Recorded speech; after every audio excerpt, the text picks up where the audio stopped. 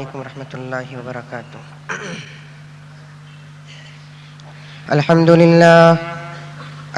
للہ رب العالمین، نحمده ونستعینه ونستغفره ونؤمن به ونتوکل علیہ، ونعوذ باللہ من شرور انفسنا ومن سیئات اعمالنا، من يهد الله فلا مضل له ومن يضلل فلا هادي له، ونشهد أن لا إله إلا الله وحده لا شريك له، ونشهد أن سيدنا ونبينا ومولانا محمدا عبده ورسوله، أرسله بالحق بشيرا ونذيرا وداعيا إلى الله بإذنه وسراجا منيرا، أما بعد فأعوذ بالله من الشيطان الرجيم، بسم الله الرحمن الرحيم، وما كان لنفس أن تموت إلا بإذن الله كتابا مؤجلا، ومن يرد ثواب الدنيا نؤته منها، ومن يرد ثواب الآخرة نؤته منها وسنجزي الشاكرين. وقال تعالى في مقام آخر: ولا تقولوا لمن يقتل في سبيل الله أموات بل أحياء ولكن لا تشعرون. ولنبلونكم بشيء من الخوف والجوع ونقص من الأموال والأنفس والثمرات وبشر الصابرين الذين إذا أصابتهم مصيبة قالوا إنا لله وإنا إليه راجعون.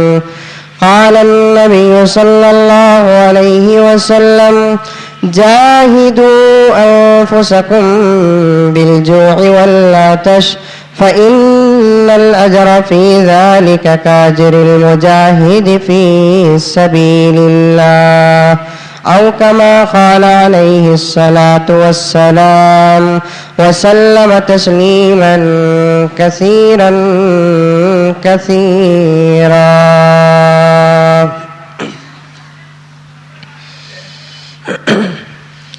معزز سامعین کرام، بزرگان دین، نوجوانان ملت، الحمدللہ رمضان المبارک کا یہ دوسرا جمعہ ہے۔ اللہ کے دربار میں بہت ہی ہم شکر ادا کرتے ہیں کہ رمضان المبارک کا پہلا عشرہ پورے عافیت کے ساتھ، پوری رحمتوں کے ساتھ ہم نے گزارا۔ مزید اللہ تعالیٰ کے دربار میں ہماری یہی دعا ہے کہ اللہ بقیہ رمضان المبارک کے ایام بھی ہم تمام کو اسی طریقے سے گزارنے کی توفیق عطا فرما۔ عزیزان گرامی، یقیناً اللہ تبارک و تعالیٰ کا وقتاً فوقتاً احسان میں اضافہ ہوتا ہے کہ ہم جیسے گنہگاروں کو، خطا کاروں کو، سیاہ کاروں کو، نافرمانوں کو اللہ تبارک و تعالی ہمارے گناہوں کو دھونے کا انتظام فرماتے ہیں۔ اگر یہ ایام نہ ہوتے اور یہ موقع نہ ہوتے تو نہ معلوم کہ ہمارے گناہوں کا کیا ہوتا اور ہمارا حال کیا ہوتا۔ یہ جناب محمد الرسول اللہ صلی اللہ علیہ وسلم کا صدقہ ہے کہ اللہ تبارک و تعالیٰ نے ہمارے گناہوں کو دھونے کا انتظام بھی فرماتے ہیں۔ عزیزان گرامی، لیکن افسوس کے ساتھ یہ بات کہنا پڑتا ہے، آج مسلمان کی عادت ہو گئی گناہ کرتے ہوئے کبھی تھکتا نہیں، لیکن عبادت کرتے ہوئے تھک جاتا ہے۔ زندگی بھر ہم لوگ داڑیاں منڈاتے ہیں، کبھی داڑھی منڈانے سے بیزار نہیں ہوئے، لباسوں کو بدلا ہے، یہودی اور نصارہ کا لباس پہنتے پہنتے ہم بیزار نہیں ہوئے۔ نہ معلوم کہ کتنے لوگوں کی بدقسمتی ساتھ دے رہی ہے کہ حرام کھا رہے ہیں اور کما رہے ہیں، لیکن حرام کھانے اور کمانے سے کبھی دل اکتا نہیں گیا اور بیزار نہیں ہوئے۔ لیکن افسوس کہ عبادت کا جہاں مسئلہ آتا ہے، 4 5 10 15 دن اگر ہم لوگ عبادت کر لیتے ہیں تو ہم عبادت میں تھک جاتے ہیں۔ یہ ہمارے ایمان کی کمزوری ہے، یہ ہمارے ایمان کے ضعف کی علامت ہے کہ عبادتوں میں تھک جانا اور گناہوں میں نہ تھکنا۔ لیکن صحابہ کا مزاج ایسا تھا، گناہ تو کرتے نہیں تھے لیکن عبادت کرتے کرتے ان لوگوں کی کمریں جھک جاتی تھی، ان لوگوں کا پیٹ پیٹ سے لگ جاتا تھا، راتوں میں اللہ کے خوف سے روتے روتے آنکھوں کا حلقہ کالا پڑ جاتا تھا، نہ بیوی کا خیال نہ بچوں کا خیال ہوتا تھا۔ خدا کا خوف اتنا طاری تھا ان لوگوں پر کہ اللہ کے خوف سے وہ لوگ اپنے آپ کو کبھی آسمان کی طرف نگاہ تک نہیں اٹھا کر دیکھتے تھے۔ حضرت سفیان ثوری رحمت اللہ علیہ، آپ نے کئی مرتبہ حضرت سفیان ثوری رحمت اللہ علیہ کا نام سنا ہوگا۔ اتنے بڑے بزرگ کے ایک غلطی اللہ تعالیٰ کو ان کی پسند نہیں آئی تو ان کو اللہ تبارک و تعالیٰ نے بیل کہہ کر نام رکھ دیا۔ عزیزان گرامی، حضرت سفیان کا نام تھا صرف سفیان، لیکن بعد میں چل کر ان کا نام ثوری پڑ گیا۔ عربی میں ثوری کسے کہتے ہیں؟ بیل والے کو۔ اگر میں آپ کو بیل کہوں آپ برداشت نہیں کریں گے، آپ مجھے بیل کہیں میں برداشت نہیں کروں گا، جبکہ میں بھی گنہگار اور آپ بھی شاید ہو سکتا ہے کہ گناہ ہوا ہوگا۔ لیکن ان اللہ والوں کا کیا قصور کہ جنہوں نے گناہ تک نہیں کیا، ہمیشہ نماز روزہ صدقہ خیر خیرات تلاوت میں زندگی گزارتے تھے۔ حضرت سفیان کی نہ تجارت گائے کی تھی نہ بیل کی تھی، لیکن ہم جب بھی ان کا نام لیتے ہیں تو ان کو بیل والا کہہ کر پکارتے ہیں۔ کیا وجہ ہے؟ وجہ یہ ہے میرے دوستو، ایک مرتبہ وہ مسجد کے اندر داخل ہوتے ہیں۔ مسجد میں داخل ہونے کا طریقہ کیا؟ اللہ کے رسول صلی اللہ علیہ وسلم نے ارشاد فرمایا کہ جو آدمی مسجد میں داخل ہوتا ہے وہ سب سے پہلے سیدھا پیر مسجد کے اندر رکھے اور اس کے بعد دعا کرے، اللہم افتح لی ابواب رحمتک، اے اللہ رحمت کا دروازہ تو یہ ہے اور یہاں سے رحمت تقسیم ہوتی ہے، یہ تیرا گھر ہے، یہاں مانگا جاتا ہے، یہاں رویا جاتا ہے، یہاں دامنوں کو پھیلایا جاتا ہے، یہاں سجدہ کیا جاتا ہے۔ اس کے علاوہ شاید دنیا کے اندر کوئی رحمت کا دروازہ ہو، اس کے علاوہ شاید کوئی رحمت اور مغفرت کا دروازہ ہو، اس دروازے کے علاوہ کوئی اور دروازے کے پاس نہ سر کو جھکایا جائے گا نہ دل کو جھکایا جائے گا۔ اللہ کے رسول صلی اللہ علیہ وسلم نے یہ طریقہ بتایا ہے کہ مسجد میں پہلے سیدھا پیر رکھیں گے اور اس کے بعد اللہ تبارک و تعالیٰ کے دربار میں دعا کریں گے کہ اللہم افتح لی ابواب رحمتک، اے اللہ مجھ جیسا گندا بندہ تیرے دربار میں آیا ہے، مجھ جیسے گندے بندے کے لیے تو اپنے رحمت کے دروازے کھول دے۔ اللہ تبارک و تعالیٰ کی شان تو بڑی شان ہے میرے دوستو، دنیا کے مالدار کے دروازے کے پاس جا کر کوئی فقیر دروازہ کھٹکھٹاتا ہے، یقیناً 54 58 تو ضرور مل جاتی ہے۔ انسان جب انسان کو دیتا ہے تو کیا دینے والا ذات اپنے بندے کو نہیں دے گا؟ یقیناً دے گا، لیکن افسوس ہے کہ ہم مسجد میں داخل ہوتے ہیں تو جانوروں کی طرح داخل ہو جاتے ہیں اور مسجد سے نکلتے ہیں تو نہ نکلنے کا احساس پیدا ہوتا ہے۔ ہمارے اندر کبھی نہ کوئی احساس پیدا ہوا ہے کہ ہم کہاں داخل ہو رہے ہیں اور کہاں جا رہے ہیں۔ حضرت حسن رضی اللہ تعالیٰ عنہ نواسہ رسول، جب حضرت بلال حبشی یا مسجد نبوی کے مؤذن اذان دیتے، حضرت بلال حبشی حضرت حسن رضی اللہ تعالیٰ عنہ گھر کے اندر وضو کرتے اور وضو کرتے ہوئے ان کی اولاد دیکھتی اور کہتی ہے کہ ابا جان کا چہرہ لال ہو جاتا تھا، جسم بھاری پڑ جاتا تھا، ایسے لرزنے لگتے تھے شاید کوئی ان کے اندر طبیعت میں لرزہ آ گیا ہے۔ کسی بچے نے ان سے پوچھا کہ ابو نماز کو جاتے ہوئے آپ اتنا ڈرتے تھکتے کیوں ہیں؟ نماز کو جاتے ہوئے آپ کے جسم پہ لرزہ آتا کیوں ہے؟ نماز کو جاتے ہوئے آپ کے رونگٹے کھڑے ہو جاتے کیوں ہیں؟ نماز کو جاتے ہوئے آپ کا جسم پھولتا کیوں ہے؟ حضرت حسن نے فرمایا کہ بیٹے تجھے نہیں معلوم کہ میں کس کے دربار میں جا رہا ہوں؟ بادشاہوں کے بادشاہ کے دربار میں جا رہا ہوں، احکم الحاکمین کے دربار میں جا رہا ہوں، سب سے بڑے بادشاہ کے دربار میں جا رہا ہوں۔ وہاں جا کر مجھے سر جھکانا پڑے گا، وہاں جا کر مجھے رکوع کرنا پڑے گا، وہاں جا کر اس کی تعریف و توصیف بیان کرنا پڑے گا، وہاں جا کر اس کی حمد و ثنا کرنا پڑے گا۔ بیٹے ایک غلام جب آقا کی تعریف کرتا ہے تو اس امید سے کرتا ہے کہ آقا کے دربار سے کچھ ملے گا، مولا کے دربار سے کچھ ملے گا۔ مجھے یہ ڈر ہوتا ہے ہر نماز میں جا کر سجدہ کروں اور اللہ تعالیٰ میرے سجدے کو قبول نہ کرے تو میرا کیا ہوگا؟ یہ کس کی بات کہہ رہا ہوں میرے دوستوں؟ حضور کے نواسے کی بات کہہ رہا ہوں میں، عمر بکر زید کی بات نہیں کہہ رہا ہوں، XYZ کی بات نہیں کہہ رہا ہوں، داڑھی مڈانے والوں کی بات نہیں کہہ رہا ہوں، حرام کھانے والوں کی بات نہیں کہہ رہا ہوں، جھبا چھوڑ کر پیانٹ اور شرط رمضان کے مہینے میں پہننے والوں کی بات نہیں کہہ رہا ہوں، قرآن کو چھوڑ کر رات کو لسی پینے والوں کی بات نہیں کہہ رہا ہوں، جانوروں کی طرح چراگاہوں میں دکانوں کے اندر جھک مارنے والوں کی بات نہیں کہہ رہا ہوں، میں اس نواسے رسول کی بات کہہ رہا ہوں جس کے مرنے سے پہلے نبی کریم صلی اللہ علیہ وسلم نے نواسے کو بلا کر کہا کہ بیٹے تو جنت کے نوجوانوں کا سردار ہوگا۔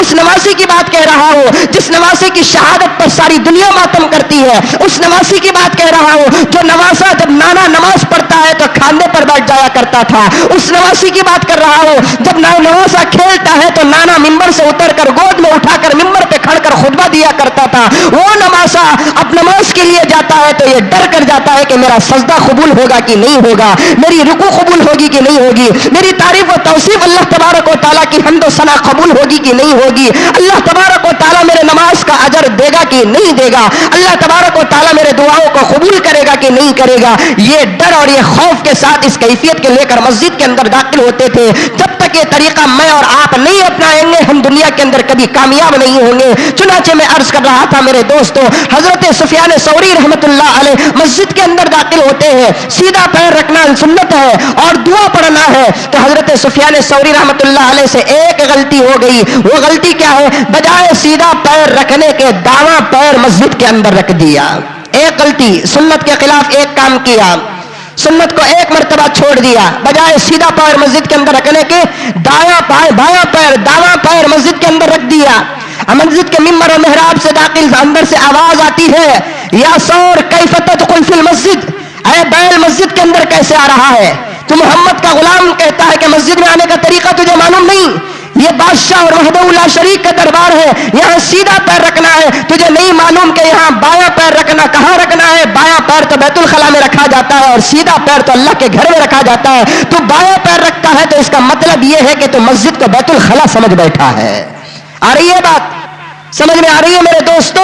میں انشاءاللہ کچھ اور کرنا ہے، تمہیدی باتیں بتا رہا ہوں میں آپ کو۔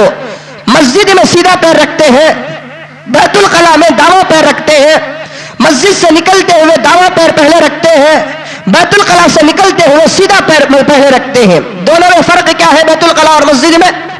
بیت الخلا میں سیدھا پیر رکھیں گے، نکلتے وقت داواں پیر رکھیں گے، داخل ہوتے وقت دعا پڑھتے ہیں کہ اللہم افتح لی ابواب رحمتک، اور نکلتے وقت دعا کرتے ہیں کہ اللہم انی اسألک من فضلک۔ کیا مطلب ہے؟ کیا معنی ہے اس کا؟ داخل ہوتے ہوئے بندہ کہتا ہے کہ مولا میں گندا بندہ تیرے دربار میں آ گیا، تیرے علاوہ میرے لیے کوئی نہیں ہے، میرے لیے سوائے تیرے دربار کے اور کوئی دربار نہیں ہے۔ اسی لیے ایک بزرگ کے انتقال کے بعد کسی نے ان سے پوچھا اللہ تعالیٰ نے آپ کی مغفرت کیسے کی اور کس بات پر کی؟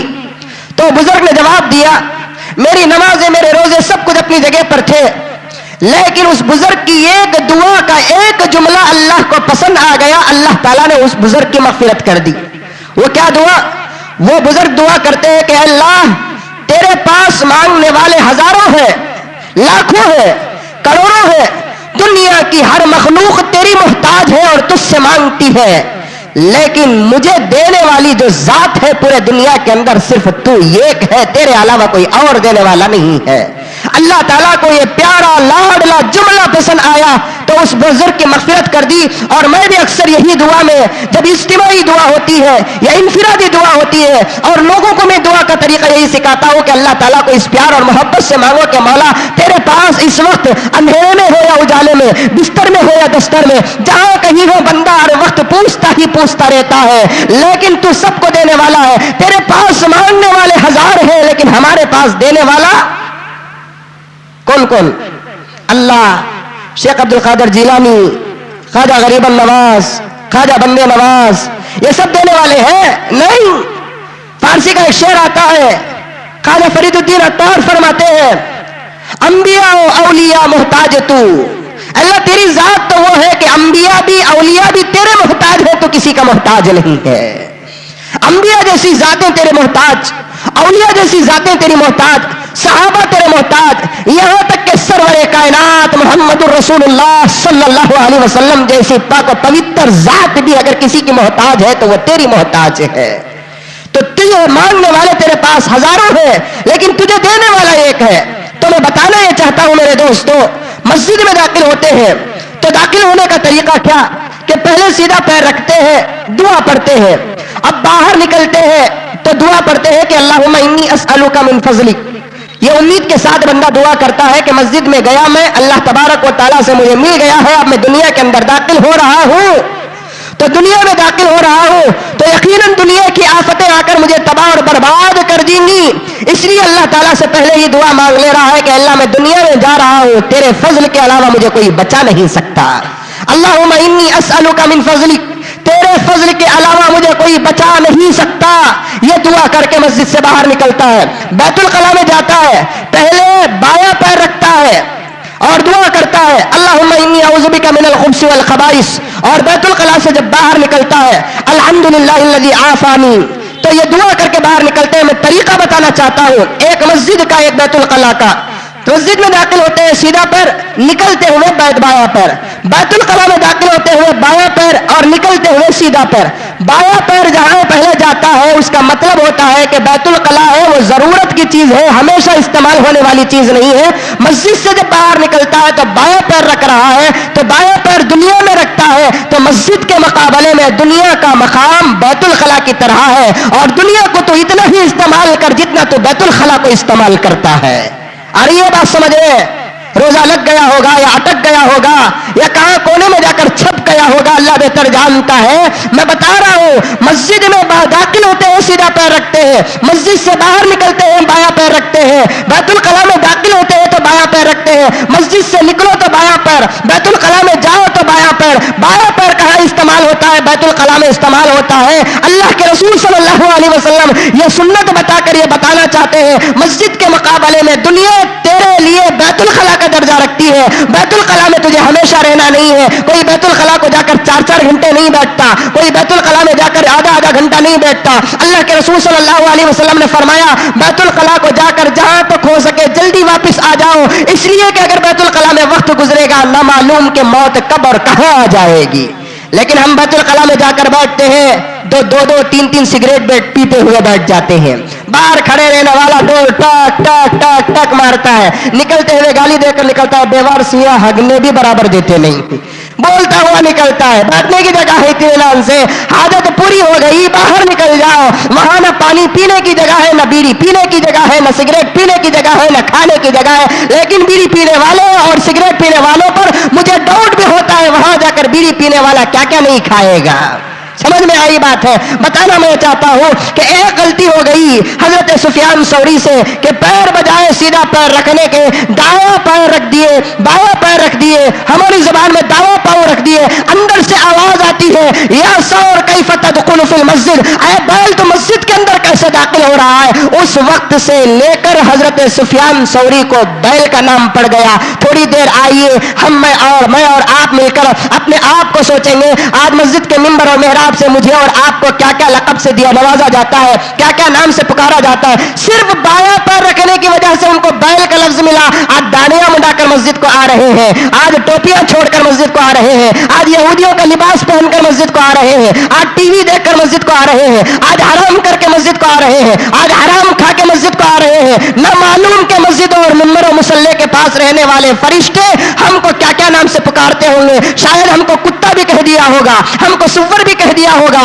हमको बंदर भी कह दिया होगा, हमको जानवर भी कह दिया होगा, हमको हरामी भी कह दिया होगा, लेकिन ये ईमान की काने नहीं है, ये जिस्म की काने हैं। इसलिए हमको फरिश्तों की आवाज सुनाई नहीं देती, अल्लाह की आवाज सुनाई नहीं देती, हुर मलक की आवाज सुनाई नहीं देती। ईमान का दर्द अगर होता हमारे कानों पर, यकीनन हमारे कानों पर अल्लाह और उसके रसूल की और मलाइका की आवाज सुनाई देती। कुरान पाक ने भी यही कहा, जिसके दिल के अंदर अल्लाह तबारक व तआला ताला डाल देता है, जिसके दिल के अंदर अल्लाह तबारक व तआला मोहर लगाता है, जिसके दिल को अल्लाह तबारक व तआला फिरा देता है, अब दिल बंद हो गया, आंख बंद हो जाते हैं, कान बंद हो जाते हैं, हाथ बंद हो जाते हैं। कुरान ने कहा वलहुम आयुनुन ला युबसिरुन बिहा वलहुम आज़ानुन ला यस्माउन बिहा, उनको आंखें होंगे लेकिन वो देख नहीं सकेंगे, उनको काने होंगे लेकिन वो सुन नहीं सकेंगे, क्योंकि दिल के अंदर ताला बढ़ गया है। अब उनको अल्लाह की आवाज नहीं सुनाई देती, रसूलुल्लाह की आवाज सुनाई नहीं देती, कुरान की आवाज सुनाई नहीं देती, फरिश्तों की आवाज सुनाई नहीं देती।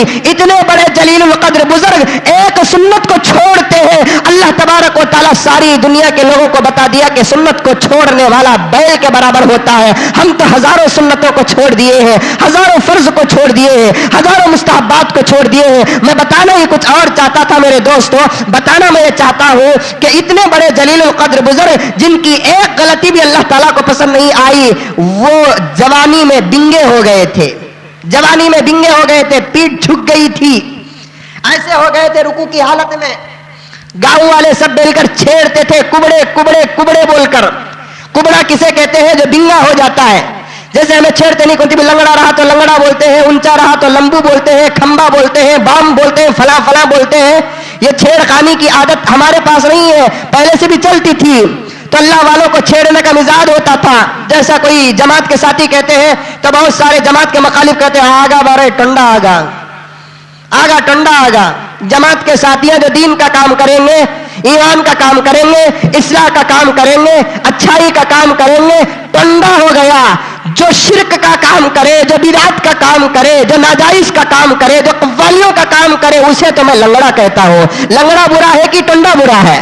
यकीनन लंगड़ा बुरा होता है। तो जो हक का काम करे वो टंडा हो गया, जो नाहक का काम करे वो सीधा हो गया। तो मेरे हाल छेड़खानी तो हमेशा होती है। हजरत सुफियान सौरी रहमतुल्लाह अलैह को छेड़ा करते थे कुबड़े कुबड़े बिंगे बिंगे बोलकर। तो किसी ने मुरीद ने हजरत सुफियान सौरी से पूछा कि हजरत ये जवानी में आपकी पीठ खम गई है, आप झुक गए हैं, बूढ़ों की तरह हो गए, आखिर क्या वजह है हजरत कि ये जवानी में आपकी पीठ खम्बी हो बिंगी हो गई है? क्या बोन टीबी आ गई आपको? आपको हड्डियों की टीबी आ गई है? हजरत ने क्या जवाब दिया? नौजवान मेरे, कान खोल कर नहीं कान फोड़ कर सुन। तेरी जवानी कुरान सुनने के लिए इस्तेमाल नहीं हो रही है, तेरी जवानी तरावी पढ़ने के लिए इस्तेमाल नहीं हो रही है। क्या खाक तो रमजान के रोजे रख रहा है? क्या खाक तो इफ्तार कर रहा है? क्या खाक तो सहर कर रहा है? तेरा रोजा तुझे नमाजी बनाया नहीं तो कहां तुझे मुत्तकी बनाएगा? तेरा रोजा तुझे नमाजी नहीं बनाया। आज इस साल का रमजान तेरा रोजा तुझे नमाजी नहीं बनाया। कितने नौजवान यहाँ पर बैठे हैं, ground floor, first floor, second floor, third floor, पूरे गोरीपालिया के मसाजिद, पूरे बेंगलुरु के मसाजिद, पूरे कर्नाटक के मसाजिद। आज जुमा देखेंगे, बकरे और बैल की डड्डी नहीं इतनी जाम प्याक होगी जितना कि हमारे अल्लाह के घर और मसाजिद जाम प्याक होते हैं। मुझे माफ फरमाए, जुबान का लहजा में सख्त इस्तेमाल कर रहा हूं, लेकिन अफसोस होता है क्या आज का मुसलमान यहूदियों से भी बदतर? क्या आज का मुसलमान नसरानियों से भी बदतर?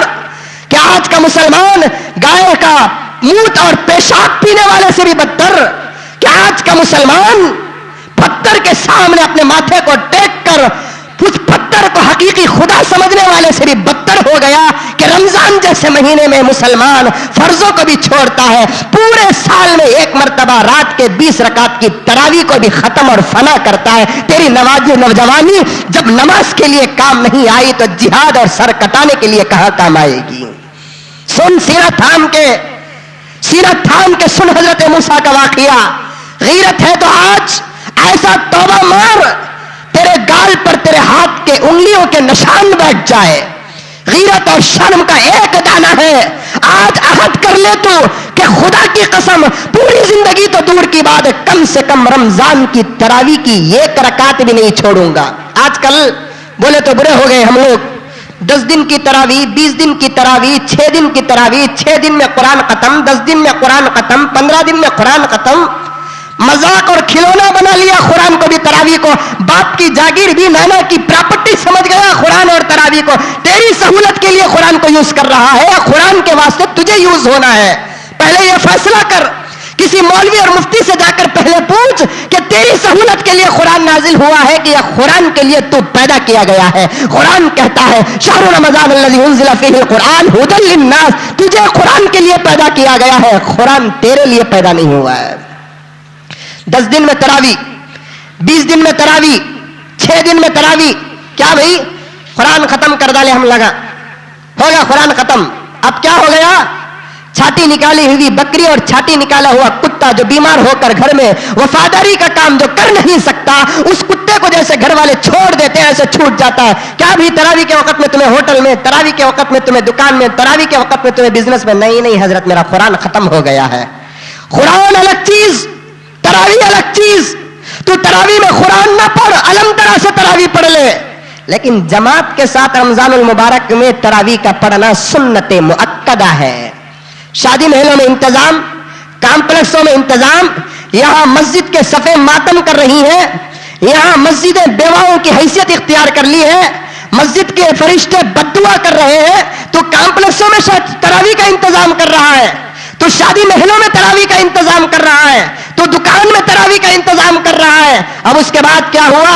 6 दिन के बाद तरावी माफ हो गई, 10 दिन के बाद तरावी माफ हो गई है। अफसोस मेरे नौजवान दोस्तों, बाद मुसलमान तो ऐसे कि कुरान खत्म कर तरावी छोड़ते हैं, तो बाद मुसलमान ऐसे हैं कि तरावी ही पढ़ते नहीं। अफसोस होता है कि 10 दिन जैसे ही खत्म होते हैं, अरे 10 दिन नहीं जी, पहले दिन से तरावी का एतबार नहीं। अब देखो बेंगलुरु के पूरे मस्जिद फुल ही की नहीं?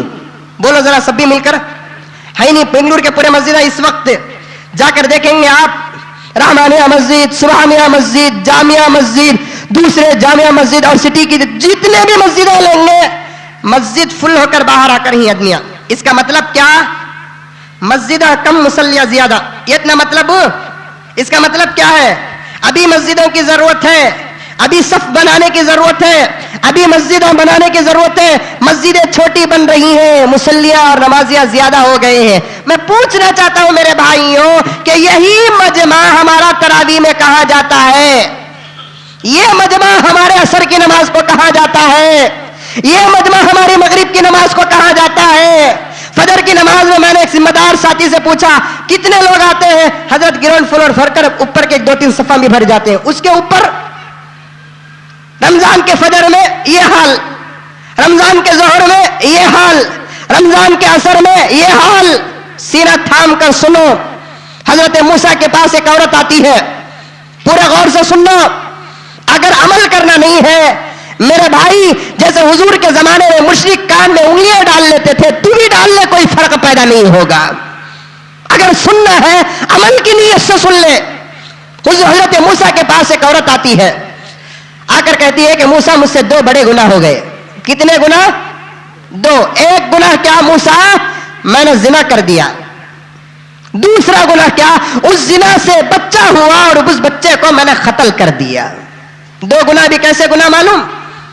ताज्जुब नहीं होता हम ना कि ये दोनों 2 गुनाह को हम गुनाह समझते ही नहीं है। चलो जिना अल्हम्दुलिल्लाह पूरे बच्चे हुए हैं, मुझे उम्मीद है अल्लाह ताला मेरी भी हिफाजत फरमाए, आपकी भी हिफाजत फरमाए। एक मुसलमान होने की हैसियत से जिना नहीं करेगा, क्योंकि कुरान कहता है वला तक़रबुज़ ज़िना इन्नहु कान फ़ाहिशा, जिना के करीब तक न जाओ। ये नहीं कहा अल्लाह ताला जिना करो न को। शराब के बारे में बोला कि शराब पियो न को, लेकिन जिना के बारे में ये नहीं बोला कि जिना करो न को, नहीं बोले अल्लाह ताला, बल्कि बोलता है कि जिना के करीब भी। मतलब क्या? कि जिना ऐसा बुरा अमल है, करना तो दूर की बात, करीब जाने वाला भी गुनहगार हो जाता है। जिना करना तो दूर की बात, करीब जाने वाला भी गुनहगार हो जाता है। खैर, अल्लाह ताला इस बुरे और गलत अमल से, फाहिश अमल से हर मुसलमान बच्चे की हिफाजत फरमाए, हर मुसलमान बच्चे की हिफाजत फरमाए। दोस्तों, आज जमाना कितना खतरनाक है मालूम? मुजम्मिल बगैर सफे की बात नहीं करता, एक चीटी जेब में रखा हूं मैं। दुनिया, हालात, society, school, college, convent, complex, मिली जुली सोसाइटी पर थूकता हूं तो चुपके नहीं थूकता हूं, उलमा उंगली उठाते हैं तो चुपके नहीं उठाते, हालात को सामने रखकर उठाते हैं, हालात को सामने रखकर उठाते हैं मेरे दोस्तों, चुपके नहीं कहते। जिस स्कूल में लड़के और लड़कियों की मिली जुली तालीम होती है उस स्कूल में ना पढ़ाओ, खामखा नहीं, पागल नहीं। जिस कंपनियों में मिली जुली तहजीब होती है उस कंपनियों में अपनी बच्चियों को काम करने ना भेजो।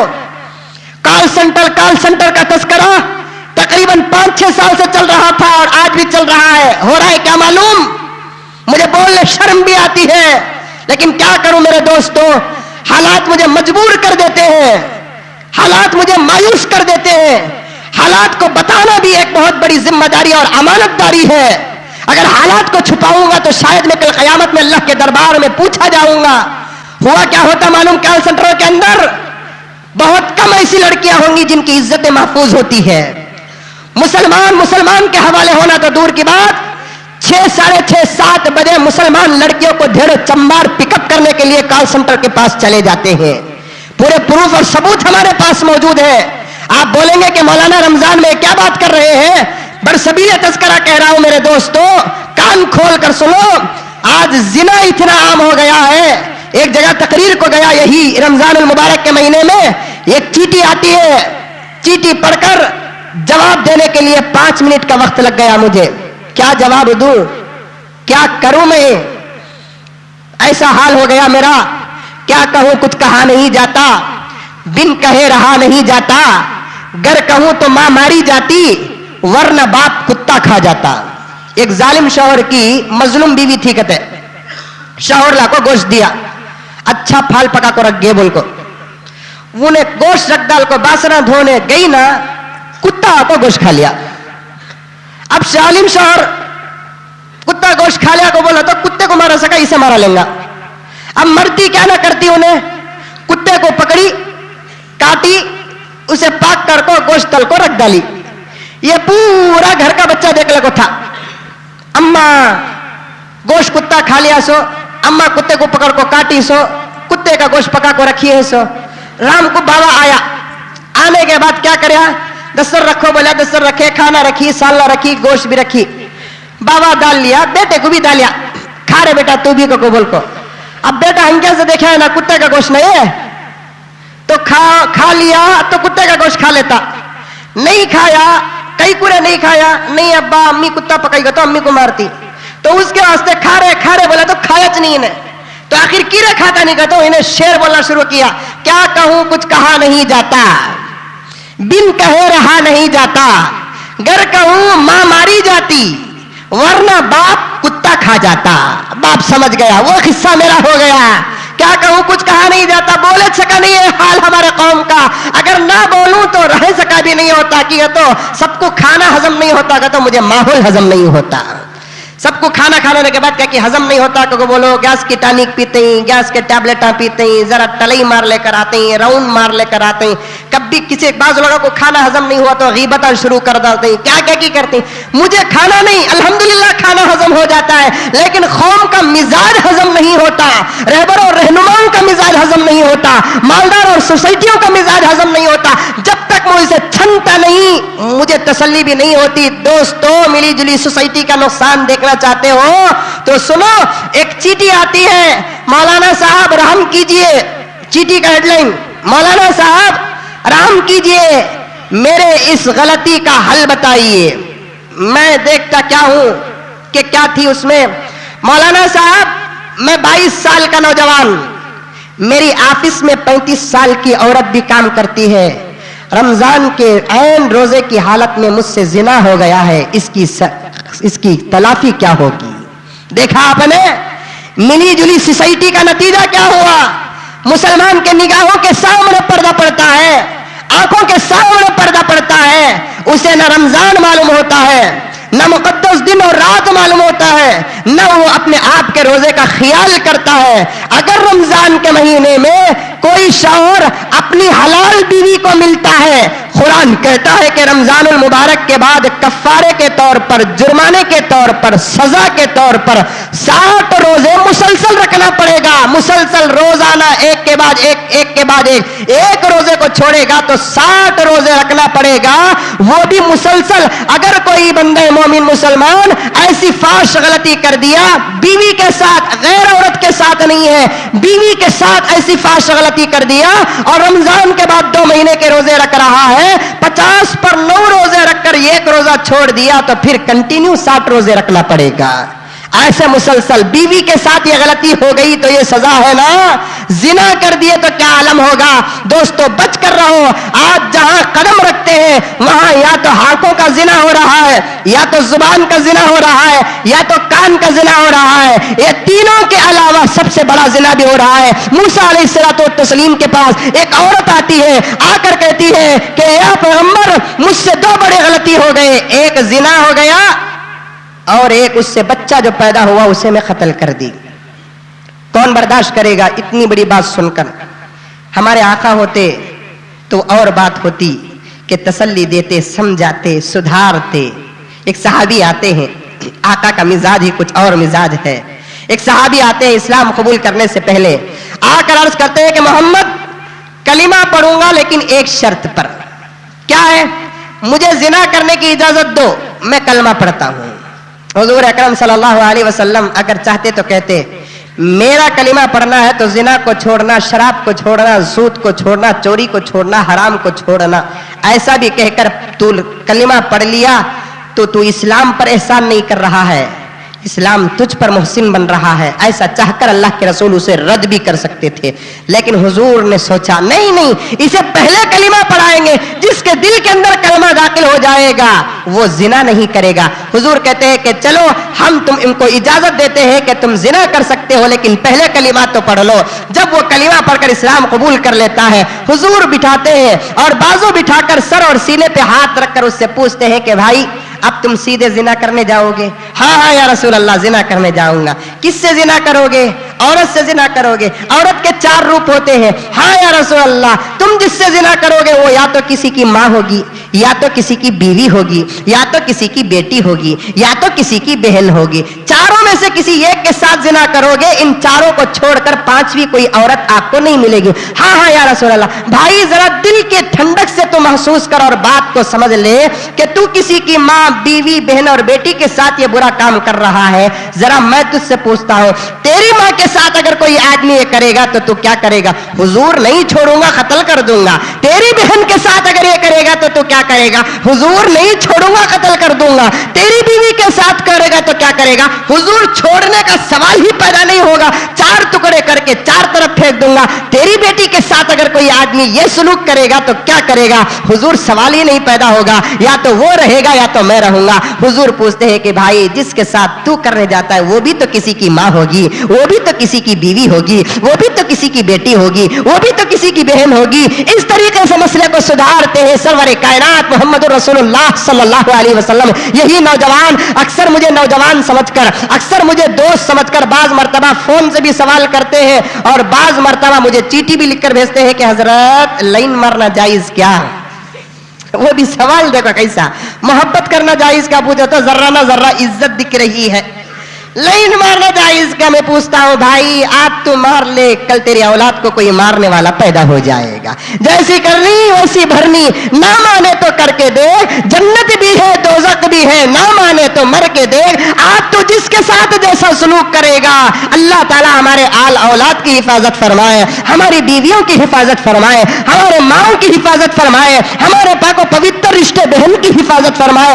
آپ تو کسی کو محبت کرے گا، اس کی لڑکی کو لے کر بھاگنے کی ناکام کوشش کرے گا. لڑکی کے باپ کو ڈر ہوگا کہ میری عزت کا کیا ہوگا، لیکن فکر کرنے کی ضرورت نہیں ہے. 25-30 سال میں رزلٹ مل جائے گا، اسے بھی اللہ تعالیٰ بیٹی دیں گے. اس کا کوئی محبوب پیدا ہوگا، اسے لے کر بھاگنے کا جب انتظام کرے گا تو اسے اپنے سسرے کی فکر اور مجبوری یاد آ جائے گی. اس لیے کہ اللہ تعالیٰ انصاف دنیا کے اندر بھی دلاتے ہیں اور آخرت میں بھی دلاتے ہیں. عمر فاروق کا زمانہ ہے، ایک باپ کو ایک بچہ ایک جگہ پر کھڑ کر مار رہا ہے تو بہت سارے لوگ آ کر بچے کو بچانا چاہتے ہیں. ہیں اور باپ کو بھی بچانا چاہتے ہیں. ارے تیرے بوڑھے باپ کو تو جوان بیٹا مار رہا ہے, کیوں مار رہا ہے؟ تو باپ کہتا ہے کہ میرے بچے کو خوب مارنے دو اور تم دیکھ کر, تم کھڑے ہو کر تماشا دیکھو, اس لیے کہ یہ وہی جگہ ہے جو ایک زمانے میں میرے باپ کو مارا تھا, تو آج میرا بیٹا مجھے مار رہا ہے. اللہ تعالیٰ دنیا کے اندر فیصلہ کر دیتے ہیں. دوستو توبہ کر لو, توبہ کر لو, توبہ کر لو زنا سے اور زنا کے دوائیوں سے, زنا کے ودائیوں سے, زنا کو دعوت دینے والے تمام آلات سے,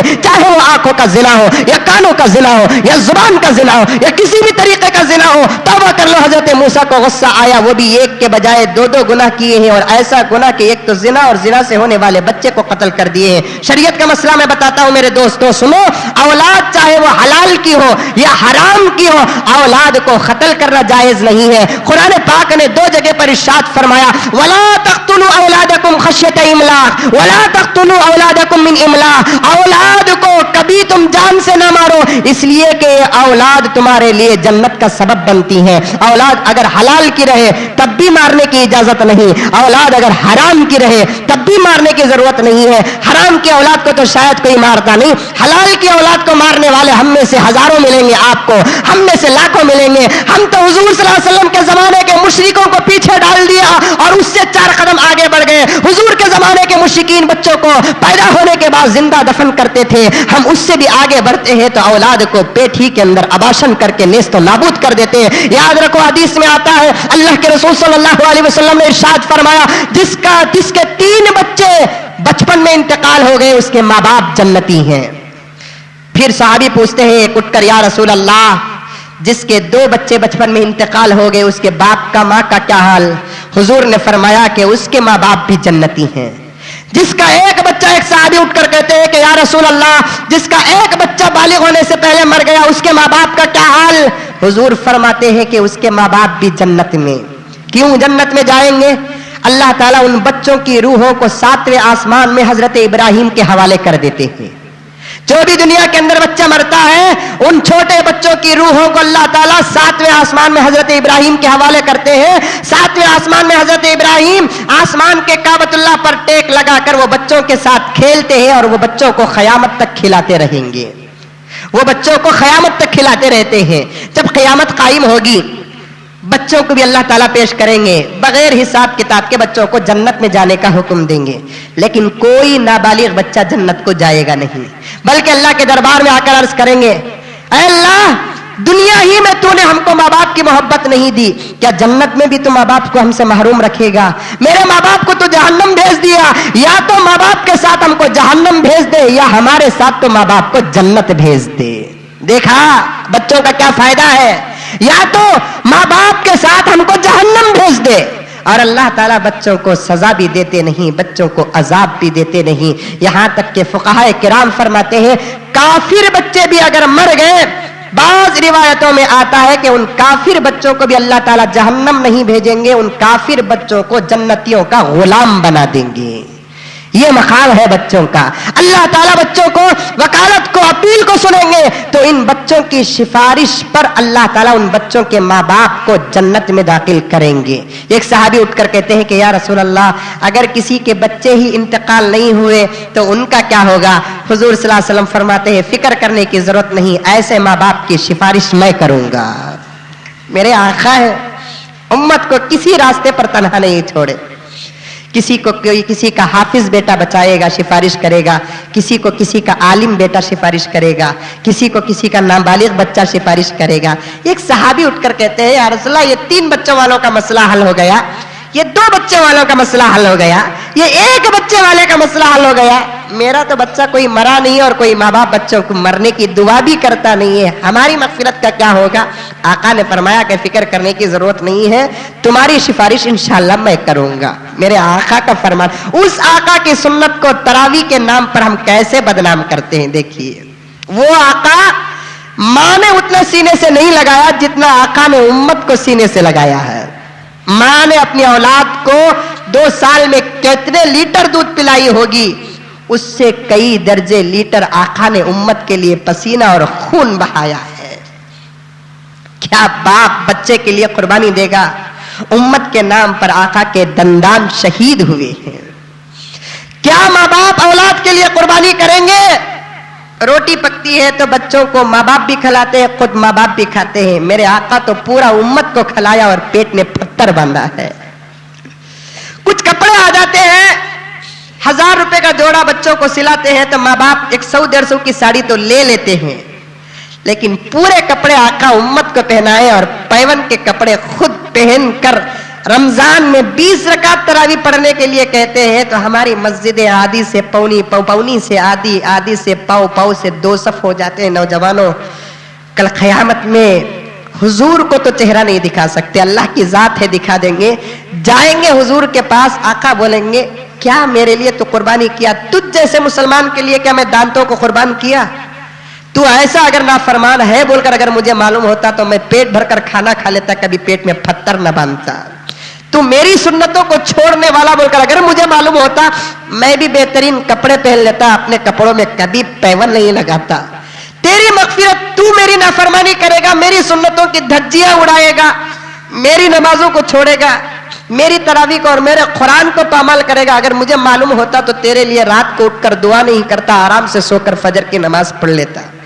आका के एहसान का हमने यही बदला दिया कि ना एक कुरान सुनते हैं, ना 20 रकात तरावी पढ़ते हैं। देखिए रमजानुल मुबारक में रोजा और नमाज को छोड़ने वाले का गुनाह कितना बड़ा होता है। बहरहाल अर्ज कर रहा था मैं आपको, एक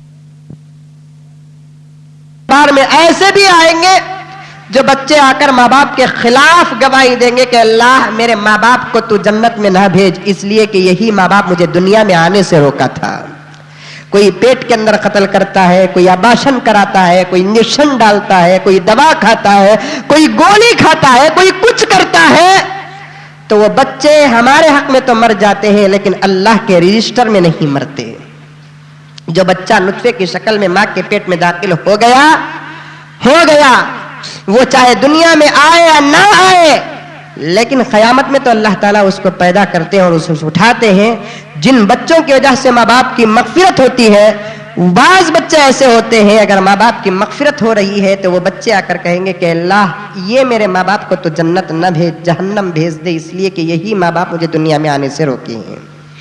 एक ज़माना था कि पैदा होने के बाद कत्ल करते थे, दफन करते थे। आज पैदा होने से पहले दफन करते हैं। हजरत मूसा अलैहिस्सलातु वत्तस्लीम को बड़ा गुस्सा आता है। आने के बाद कहते हैं कि उठकर तू फौरन चला जा, इसलिए कि अगर तुझ पर अल्लाह का अज़ाब नाजिल हुआ तो कहीं मैं भी मुब्तला ना हो जाऊं। उठकर वो औरत चले जाती है। इधर औरत मायूस होकर जाती है, उधर हजरत जिब्राइल अलैहिस्सलाम आते हैं, आकर अल्लाह ताला का सलाम पेश करते हैं। हजरत जिब्राइल कहते हैं कि मूसा, अल्लाह ताला ने आपको सलाम भेजा और फरमाया क्या तौबे का दरवाजा बंद हो गया? हाँ, अभी क़यामत आना दूर है।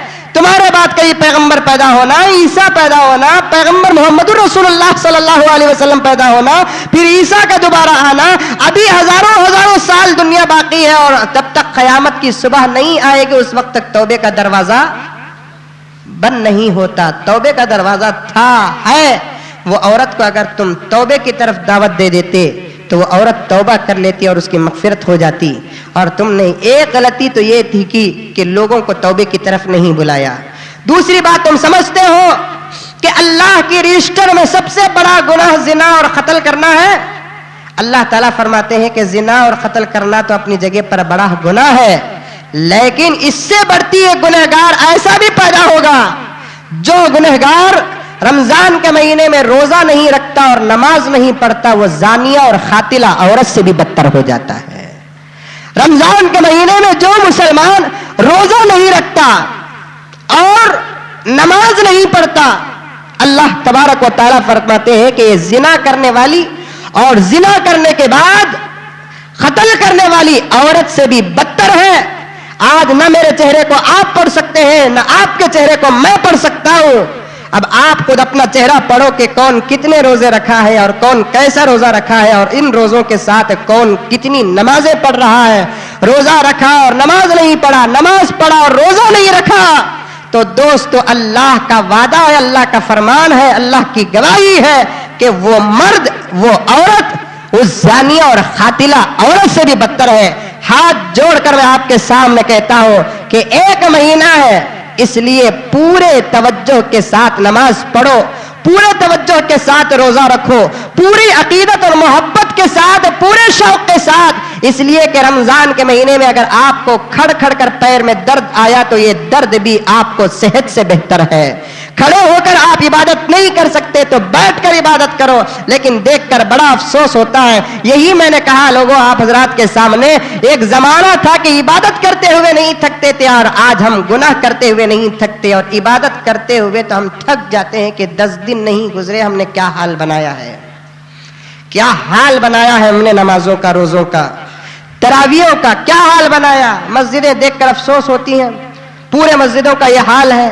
अब तो ये दूसरा अशरा, शैतान गर्चे के बंधा हुआ है, लेकिन आज के रोबदारा जेल में रख को रोबदारी करते हैं, बोले तो शैतान क्या बेड़े अपन कर रोबदारी नहीं करेंगे? हाँ, आज के रोबदारा को पकड़ ले, पुलिस चले जाती है, रोबदारा गुंडे को उन्हें पकड़ती भी हमला दिखाने के वजह से हमें भी समझ जाती है, उन्हें पकड़ डालिए बोल को। अल्लाह हिफाजत फरमाए। हुकूमत समझती है कि हम अंधे हैं, लेकिन हमारी आंखें तो हुकूमत के अंदर तक पहुंची है। देखकर बड़ा ताज्जुब होता है। आज की हुकूमत, हमारे जनाब सईद अहमद साहब भी आए हुए हैं, शायद मेरी इस बात की तौसीक और तस्दीक भी करेंगे।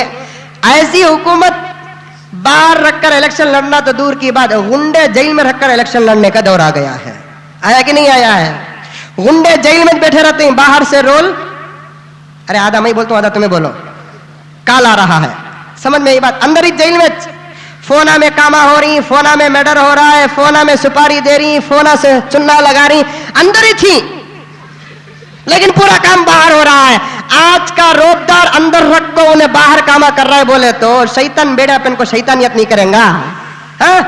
कितने रोबदारा मिला तो एक शैतान, कितने रोबदारा मिला तो एक शैतान, उन्हें अंदर रख कर ही पूरे कामा कर रहा है। कहा भाई सांप को पुलिस पकड़ने को चलेगी, वो सांप को देखे तो बेहतरीन गोदरेज की नहाली में फंका भी रहता जेल में, उनको मंगे से उतने खाने भी रहते हैं, अंदर बाटल भी मिलता, बाटल का तो क्या निप्पल का दूध नहीं। 2000, 5000, 3000 कितने टाउजन आई कि वो पूरे पार कर दल, अब लाख तक जा रहा है जो किस्सा, तो सब उनको मिल रहा है। एक दुनिया का रोबदार जेल में रखकर रोबदारी कर रहा है, तो शैतान भी बेड़ियां पहनकर पूरी शैतानियत आजमा रहा है। देखो उसकी शैतानियत क्या है, जबकि अल्लाह तबारक व तआला ने रमजान के 3 हिस्से किए, एक हिस्सा एक अशरा रहमत का, दूसरा अशरा मगफिरत का, तीसरा अशरा इत्कुम मिनन नार का। रहमत का अशरा तो पार हो गया, रहमत से उतना डरता नहीं जितना मगफिरत से शैतान को डर होता है। जैसे ही एक अशरा खत्म हुआ, शैतान वहां से अपना पावरफुल जोर दिखा रहा है। मगफिरत का अशरा जैसे ही शुरू हो रहा है, बाज लोगों को नमाजों से दूर करता है तो बाज लोगों को घरों से उठाकर बाजारों में पटक देता है। हो रहा है कि नहीं हो रहा है? पहला हफ्ता ज्यादा खरीदी नहीं होती, दुकान वाले को पूछो, चंदा लेने के वास्ते जाते, मदरसे वाले की, मस्जिद वाले की, किसके वास्ते चंदा लेते हैं? उन्होंने अपने वास्ते, अपने वास्ते लेने वाले भी ही जरे, समझ में ये बात? रमजान आया तो जरे उनको जरे नए मस्जिदा बन जाते हैं, जरे नए मदरसे बन जाते हैं, जरे नए गरीबा बन जाते हैं। रमजान आया तो जरे होते हैं, वो कितने, वो 5 से 10% उतना। अगर उनके पास तस्दीक है, कातिबी है, तो बाकायदा रमजान आया तो चंदा मांगने के लिए जाते हैं। मैं भी जाता हूँ, आप में से कोई सफ़ीर भी जाते होंगे। यकीनन आज के ज़माने में सफ़ीरों का जो काम है ना, वो दुनिया में तो उसका अजर नहीं है, इंशाअल्लाह ताला आखिरत में मिलेगा। मस्जिद और मदरसे के लिए जाते हैं, एक तरफ मेहमान रसूल के लिए पूछते हैं, इसके अलावा और को नहीं है तो है बोलो, नहीं है तो माफ़ करना बोलो। ये बुजुर्गों का तरीका नहीं है जी, जा कहो फकीरों को भेजे सका भेजती। दरवाजे के पास एक आलिम दाढ़ी छोड़कर आ रहा है रसूलुल्लाह के मेहमानों के लिए पूछने के लिए, उसके साथ हमें जो सलूक करते ना, वो एक जानवर और कुत्ते से भी बदतर सलूक करते हैं। हमने देखा है अच्छे अच्छे हाजियों को, आलिम आ रहा है, सफर करके आ रहा है, मदरसे के लिए पूछ रहा है, क़ाल अल्लाह व क़ाल रसूल पढ़ाने के लिए पूछ रहा है, तामीर और तौसी के लिए पूछ रहा है। आपके दुकान पर चढ़ कर आया है, उसके मुक़द्दस कदम तुम्हारे दुकान पर पड़े हैं, इससे बढ़ती और कोई एहसान आप पर नहीं हो सकता है। आपके पास 5 रुपए हैं तो 5 रुपए दो, 10 रुपए हैं तो 10 रुपए दो, अगर नहीं है आपके पास तो आप माफ़ी चाली के माफ़ करना हाजी साहब, मौली साहब, हमारा चंदा दूसरी जगह जा रहा है, इंशाअल्लाह फिर कभी देखेंगे। ऐसे बोल देंगे, इज्जत के साथ भेजना, 10,000 चंदा देने से ज्यादा सवाब ملے گا. لیکن ہمیں کیا کرتے ہیں, دکان کے اندر پاپ وہ بیچارہ آ رہا ہے, سال میں ایک مرتبہ آ رہا, اسے ایسے بھیجتے ہیں, نہیں ہے جی تصدیق نامہ ہے تمہارے پاس سے, تم نے یہ کام کیا جی, اب بھی شروع ہوا, دکان کھولا ہوں, بھونئی بھی نہیں ہوئی, بھونئی سالے کا سوالت مسلمان کے پاس نہیں ہے, بھونئی بھی نہیں ہوئی ہے, تمہیں آگے ہی چندہ لینے کے واسطے یہ وہ بول کر ان کو بھگاتے ہیں. بیچارہ مجبور ہے, کیا بھی نہیں کر سکتا ہے, وہ نہ بددعا دے سکتا ہے نہ کچھ کرتا ہے. دل جو اترتا نا وہ ہزار بددعا سے بدتر ہو جاتی ہے, پھر دکان ترقی کر نہیں سکے گا. تو بہرحال جاتے ہیں چندہ لینے کے واسطے, تو پہلا عشرہ جو ہوتا ہے ہر دکان والا یہی کہتا ہے کہ نہیں حضرت ابھی رمضان کا بزنس شروع نہیں ہوا ہے, ابھی کیا بھی نہیں ہے. جیسے ہی دوسرا عشرہ شروع ہوتا, عورتیں مردیں دکانداراں یہ وہ سب ایسے ہوتے ہیں, اللہ تبارک و تعالی حفاظت فرمائے. جس رمضان کے دوسرے عشرے میں مغفرت کا سامان اللہ تبارک و تعالی بنایا, اسی رمضان کے دوسرے اور تیسرے عشرے میں جہنم تو بند ہے لیکن ویٹنگ لسٹ میں وہاں پر سیٹیں بک ہو چکی ہیں. جہنم تو بند, حدیث میں آتا ہے کہ چاند جیسے ہی دکھتا ہے اللہ تعالیٰ جہنم کو بند کر دیتے ہیں اور جنت کو سجانا شروع کر دیتے ہیں. حالانکہ جنت پہلے سے خوبصورت, سجانے کی ضرورت نہیں ہے, پھر بھی اللہ تعالیٰ روزداروں کے لیے سجاتے ہیں. لیکن جنت کو جانے والے شاید کم ہوں گے. جہنم کی ٹکٹ بک ہو کی چکی ہے, کئی ویٹنگ لسٹ میں چل رہے ہیں, کئی تتکال میں لینے کی کوشش کر رہے ہیں, کئی کچھ کر رہے ہیں. دوستو اللہ تعالیٰ بڑی قسمت والوں کو یہ مہینے دیتے ہیں, نہ معلوم کہ آئندہ سال ہماری قسمت میں رمضان ہے کہ نہیں ہے. کیسی کیسی مقدس شخصیتیں, کیسے کیسے جوان جن کے بارے میں موت کا تصور تک نہیں تھا, جو گزشتہ سال ہمارے ساتھ سحر اور افطار میں رہتے تھے, تراویح کے بعد ہمارے سے ملاقات ہوتی تھی. حضرت مولانا سید کلیم اللہ صاحب رشادی رحمت اللہ علیہ, گزشتہ سال کئی تراویح کے بعد شیواجی نگر میں ہم ملے, بات کرے, چائے وغیرہ پیے. لیکن اس سال دیکھتے کیا ہے کہ کلیم اللہ صاحب دامت برکاتہم سے رحمت اللہ علیہ بن گئے ہیں. نہ معلوم کہ آئندہ سال ہمارا کیا ہونے والا ہے, میرا کیا ہونے والا ہے. حضور نے یہی فرمایا, جب بھی تم کو نیکی اور عبادت کرنے کا موقع آتا ہے تو عبادت کرو تو اس نیت سے کرو کہ یہ تمہاری زندگی کی آخری عبادت ہے, پھر موقع ملے گا کہ نہیں ملے گا. یہ رمضان بھی مجھے اور آپ کو ایسے عمل کرنا چاہیے, عبادت کرنا چاہیے گویا کہ یہ رمضان ہماری زندگی کا آخری رمضان ہے. پھر اگر مل گیا تو یہ اللہ کا طرف سے تحفہ ہے, ورنہ پھر ہماری زندگی میں رمضان خبر کے اوپر سے تو جائے گا, خبر کے اندر سے کسی کے رمضان نہیں جائے گا. خبر میں نہ روزہ ہے, نہ تراویح ہے, نہ سحر ہے, نہ افطار ہے, نہ دعا ہے, نہ درود ہے, کچھ بھی نہیں ہے. خبر کے اندر اوپر سے گزر جائے گا. شب قدر میں کوئی آ کر خبر کے پاس کھڑے ہو کر دعا کرے گا تو عید الفطر کے پاس کوئی آ کر کپڑے پہن کر دعا کرے گا. لیکن اندر ہماری کیا حال ہوگی, ہماری اولاد کپڑے پہن کر سرما لگا کر عطر لگا کر رمضان کی عید میں اوپر آ کر کھڑے رہیں گے. اور ہمارے قبر کی حالت کیا ہوگی, جس اولاد نے نئے کفن پہنائے تھے وہ کفن کا پرزا تک ہمارے قبروں میں نہیں رہے گا. اس لیے اس رمضان کو بڑی عقیدت اور محبت کے ساتھ عمل کرو. دوستو یہی بتانا میں چاہتا تھا آپ کے سامنے کہ عبادت کرتے کرتے تو لوگ اللہ والے تھکتے نہیں تھے, ہم گناہ کرتے کرتے نہیں تھکتے ہیں. عبادت کرتے ہوئے 10 دن نہیں گزرے, ہم نمازوں کو چھوڑ دیے, تراویحوں کو چھوڑ دیے, فرض نمازوں کو چھوڑ دیے, ذکر اذکار کو چھوڑ دیے, افطار کی دعا کو چھوڑ دیے. بہت سارے تو بہت دبلے ہو گئے بول کر کیا کہتے ہیں, بس 10 روزے رکھیں نہیں, 1-2-3 روزے چھوڑ کو پھر روزہ رکھیں گے کہ یہ تو طاقت ریکور ہونا کہتے ہیں. طاقت کیا ہونا کہتے ہیں, ریکور ہونا کہتے ہیں. روزہ رکھو رکھو رکھو رکھو رکھو, ان کی پرسنالٹی کم ہوگی, جھک کے ہی دب کے ہی. دوستو وہ حضرت سفیان ثوری جوانی میں کبڑے ہو گئے تھے. کسی مرید نے پوچھا کہ حضرت گاؤں والے چھیڑ رہے ہیں, آپ علاج کرا لیجئے, آپ کی پیٹھ کیا ہو گئی ہے, کبڑی ہو گئی ہے. تو حضرت نے فرمایا کہ اس کا علاج دنیا کا کوئی ڈاکٹر نہیں کر سکتا, یہ تو مجھے خدا کے خوف سے رات کو روتے روتے میری پیٹھ جھک گئی ہے. تو مرید نے پوچھا کہ حضرت آپ تو اللہ والے ہیں, آپ کو کیا خوف ہے, انشاءاللہ اللہ تعالیٰ آپ کی مغفرت کر دے گا. تو حضرت سفیان ثوری کہتے ہیں کہ بے وقوف, موت تک کسی کو اپنے ایمان کا بھروسہ نہیں ہوتا. جن 3 حضرتوں سے میں نے بڑے بڑے علم حاصل کیا تھا, ان 3 مومن استادوں کو میں نے موت کے وقت دیکھا تو میرے استادوں میں سے ایک استاد یہودی ہو کر مر گئے, ایک استاد نصرانی ہو کر مر گئے, ایک استاد کو میں آتش پرست ہو کر مرتے ہوئے دیکھا. ان کی موت کو دیکھ کر پوری رات میں اللہ کے خوف سے روتا ہوں تو میری پیٹھ جھک گئی ہے. مجھے نہیں معلوم کہ میرے موت کا حال کیا ہوگا. اتنا روتے ہیں تو اللہ تعالیٰ ان کی موت بھی کیسے دیتے ہیں ذرا سن لیجئے. کہ جب ان کے موت کا وقت آیا تو بادشاہ کو پتا چلا کہ سفیان ثوری بہت بیمار ہے. ایک حکیم کو بھیجتا ہے بادشاہ, جاؤ سفیان ثوری کا علاج کر کے آؤ. سیدھے حکیم آتا ہے, تو پیشاب لیتا ہے سفیان ثوری کا، دیکھتا کیا ہے کہ پیشاب کے اندر جگر کے ٹکڑے آ کر گر رہے ہیں۔ حکیم کو بڑا تعجب ہوا، کہنے لگا کہ سفیان صاحب تمہارا پیشاب میں تو جگر کے ٹکڑے آ گئے ہیں، ہو سکتا ہے کہ تمہارا جگر ٹوٹ گیا اور پھوٹ گیا ہے، اب تم کو کوئی بچانے والا نہیں۔ تو سفیان کہتے ہیں یہی تو میں کہہ رہا ہوں، تو ایک کیا تجھ جیسے ہزاروں حکیم بھی مجھے موت سے بچا نہیں سکتے۔ لیکن حکیم پوچھتا ہے ذرا یہ تو بتاؤ کہ آپ کو کیا فکر ہے جس کی وجہ سے آپ کا جگر پاش پاش ہو گیا ہے؟ تو حکیم کو حضرت سفیان ثوری کہتے ہیں موت قریب ہے، مجھے ڈر ہے کہ اللہ تعالیٰ مجھے معاف کرے گا کہ جہنم کو بھیجے گا، یہ سوچ کر میرا جگر پاش پاش ہو گیا۔ تو حکیم کہتا ہے جب تم کو تمہارے خدا پر اتنا بھروسہ ہے تو یقیناً تمہارا خدا سچا ہوگا۔ میں تمہارا علاج کرنے آیا تھا لیکن تمہارے موت کی حالت دیکھ کر میں مریض، تم ڈاکٹر بن گئے، معلوم نہیں کہ تم کب مرنے والے ہو۔ حضرت تم مرنے سے پہلے مجھے جنتی بنا کر مر جاؤ۔ حکیم کلمہ پڑھ کر اسلام میں داخل ہو جاتا ہے۔ وہ اللہ والے جن کو اپنی آخرت کے بارے میں خوف ہوتا تھا، ہم تو 4 دن 5 دن نماز پڑھ کر چھوڑ دیتے ہیں۔ آج تو میں چاہتا تھا کہ زکوٰۃ کے بارے میں بولوں، لیکن مزاج اور ماحول کو دیکھ کر بڑا افسوس ہوا کہ بقیہ 20 دن بھی نہیں رہ گئے، 18 دن یا نہیں تو 19 دن باقی رہ گئے ہیں۔ اس لیے عزیزان گرامی، جس طریقے سے آپ جمعے کے دن مسجد کو آ کر تراویح پڑھے ہیں، وعدہ کر کے اٹھو کہ انشاءاللہ آج سے بقیہ تراویحوں کو کنٹینیو کریں گے آپ لوگ، انشاءاللہ تعالیٰ کنٹینیو کریں گے۔ جن کا قرآن 6 دن میں ختم ہو گیا وہ بھی کنٹینیو کرنا ہے، جن کا قرآن 15 دن میں ختم ہو گیا وہ بھی کنٹینیو کرنا ہے، جن کا قرآن ختم ہی نہیں ہوا ہے، سال میں 1 مرتبہ پورا قرآن سنتے ہیں، وہ بھی سننے کی اگر توفیق نہیں ملی تو کیا ہوگا؟ آج افطار میں اللہ تعالیٰ سے یہ دعا کرو کہ اللہ روزہ کھولنے کی تو توفیق دے رہا ہے، لیکن کئی ایسے بھی ہوں گے آج تک 1 وقت کی تراویح بھی نہیں پڑھے ہیں، 4 دن کی تراویح پڑھے نہیں ہیں، 2 دن کی تراویح پڑھے نہیں۔ اللہ تعالیٰ سے دعا کرو کہ اللہ تعالیٰ ہم تمام کو مسلسل پابندی کے ساتھ تراویح پڑھنے کی توفیق و سعادت عطا فرمائے۔